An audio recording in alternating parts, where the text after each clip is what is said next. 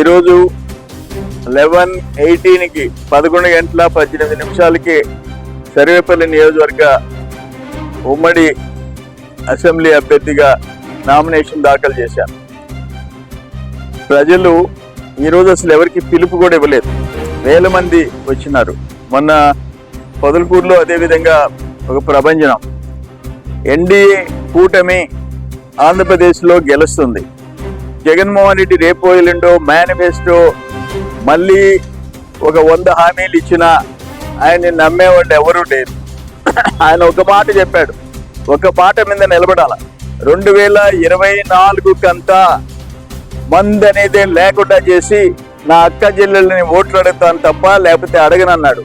45 ఏళ్లకి పింఛను ఇచ్చేస్తానన్నాడు. కరెంటు ఛార్జీలు తగ్గించేస్తానన్నాడు. 2019లో చెప్పిన హామీలు ఇవి. కరెంటు ఛార్జీలు తగ్గించేస్తానన్నాడు. ఇక ఒకటి కాదు ఆయన ఇచ్చిన హామీలు. ఒక మండలానికి ఒక ఆశ్రమం పెడతా అన్నాడు, ఒక నియోజకవర్గానికి ఒక శీతల గిడ్డంగి పెడతానన్నాడు. ఎన్నో రకాల హామీలు ఇచ్చాడు. అవన్నీ మొత్తం ఫాల్స్ ప్రామిసెస్. ఒక్కటి కూడా మీరు అమలు చేయలే. నా దగ్గర ఉంది మీ నోటి గుండా మీరు చెప్పిన హామీలు దాదాపు 99 హామీలు. మీరు 99%, 99.5% నేను అమలు చేశానంటారు. 99 హామీలు మీరు అమలు చేయలేదని చెప్పేదానికి మా దగ్గర సాక్ష్యాలు ఉన్నాయి. మీకు అసలు ఓటు అడిగే హక్కు లేదు. రాష్ట్రాన్ని అప్పుల ఆంధ్రప్రదేశ్గా, అరాచక ఆంధ్రప్రదేశ్గా మార్చేసేసినారు. అందుకనే ఈరోజు ఒక స్థిరమైన నాయకత్వం కావాలని చెప్పేసి కోరుకుంటున్నాడు. ఒక రియల్ హీరో, ప్రైవేట్ లైఫ్లో, పర్సనల్ లైఫ్లో కూడా హీరో, సినిమాల్లో హీరో, రాజకీయాల్లో కూడా మంచి మనసున్న మనిషి పవన్ కళ్యాణ్ గారు గుండెల్లో నుంచి వచ్చింది చెప్తాడు. అటువంటి పవన్ కళ్యాణ్ గారు చంద్రబాబు నాయుడు గారి నాయకత్వం ఈ రాష్ట్రానికి అవసరం అని చెప్పి ఉమ్మడిగా పోవాలా, కేంద్రం సపోర్ట్ లేకపోతే ఈ రాష్ట్రాన్ని గాడిలో పెట్టలేమని చెప్పి 3 పార్టీల్ని కలిపిన credit goes to Pawan Kalyan గారు.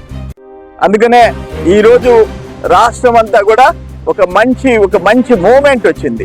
ఇక్కడ నేను ఒక సర్వేపల్లి గురించి ఒక మాటలో చెప్పాలంటే 5 సంవత్సరాలు అరాచకాలు, దోపిడీ, అవినీతి, ఇక జైళ్ళకు పంపించడం. నా మీద ఇప్పుడు నేనే ఫైల్ చేశా 18 కేసులు. నా జీవితంలో ఒక కేసు లేదు, 18 కేసులు. ఎప్పుడన్నా చూసామా ఇటువంటి పరిస్థితి అంటున్నా నేను. 5 సంవత్సరాలు మీరు చేసిన దోపిడీ అరాచకాలకి ఒక ప్రతిఘటన. అప్పుడు సినిమా చూసాం, విజయశాంతి సినిమా ప్రతిఘటన సూపర్ హిట్ అయింది. అదే పరిస్థితి ఈరోజు సర్వేపల్లి నియోజకవర్గంలో నిన్ను ప్రతిఘటించేదానికి జనం అంతా ఒకటి అయిపోయినారు. గ్రామాలు ఖాళీ అయిపోతున్నాయి. నువ్వు తట్టుకోలేవు ఈ ఎలక్షన్లో అని చెప్పేసి నేను మనవి చేస్తున్నా. నీ డబ్బు అడ్డంగా సంపాదించిన డబ్బు, నిన్న మందు లాట్ దొరికింది.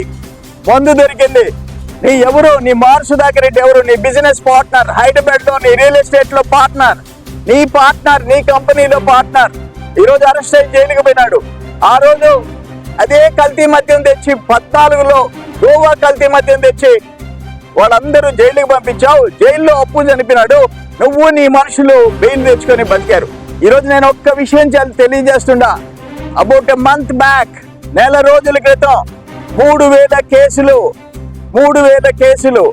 ఒకటి రాయల్ ప్యాలెస్, 2 ఇంకేదో ఒక బ్రాండ్. ఆ 2 బ్రాండ్లు 33,000 కేసులు అంటే దాదాపు 1,40,000 చిల్లర బాటిల్స్ నువ్వు డంప్స్ స్టాక్ చేసి ఉండవు. అందుకే నేను సర్వేపల్లి ప్రజలకు ఒక పిలిపించిన, మీరు ఆ మందు తాగనే వద్దు. గోవర్ధన్ రెడ్డి ఇచ్చిన మందు తాగొద్దు. అంతకుముందు 7 మంది చనిపోయినారు. డంప్స్ మొత్తం ఎక్సైజ్ డిపార్ట్మెంట్ కాల్ చేయాల్సిన పరిస్థితి వచ్చింది.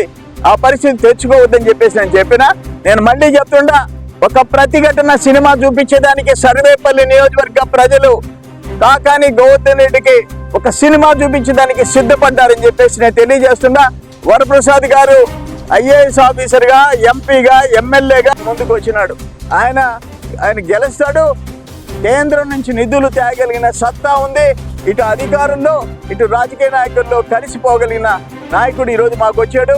ఆయన కేంద్రంలో, నేను రాష్ట్రంలో నిధులు తెచ్చి ఈ జిల్లాని, నెల్లూరు జిల్లాని మళ్ళీ ఏవైతే ఇరిగేషన్ ప్రాజెక్టుల దగ్గర నుంచి ఏమైతే ఆగిపోయినాయో, ఆ పెట్టుబడులు ఆగిపోయినాయో, పరిశ్రమలు ఆగిపోయినాయో వాటన్నిటిని తెచ్చి తీరుతామని చెప్పేసి నేను తెలియజేస్తున్నాను.